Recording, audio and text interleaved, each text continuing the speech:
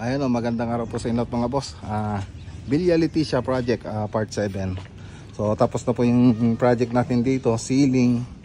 So ayan, kisame lang po pero gumawa tayo ng 3D animation nito. So tingnan nyo na lang po dun sa part 1 ng video natin, yung 3D animation nya.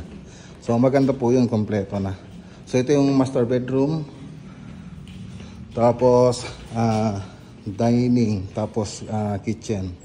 So yung mga design niya nandoon din sa 3D animation niya. Kung gusto niyo makita yung kabuuan nun, doon kasi kompleto na po lahat doon. Kaya mas maganda na makita niyo yung part 1 natin, nandoon yung mga design niya. So dito naman sa second floor, dito po yung sa may hagdanan. Tapos family room, tapos doon sa may high ceiling, kompleto na po yan. So mas lalong gaganda yan pag napinturahan na, tapos makompleto yung mga ilaw.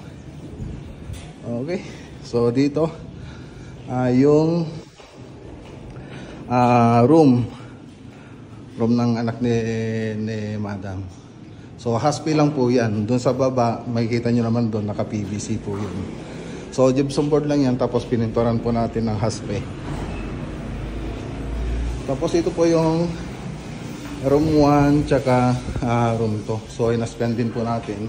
So hindi na tayo pupunta sa taas dahil may nagpapatugtog. Ayun. So yan lang yung update dito sa Villa Leticia project. So magandang araw po sa inyong lahat at God bless.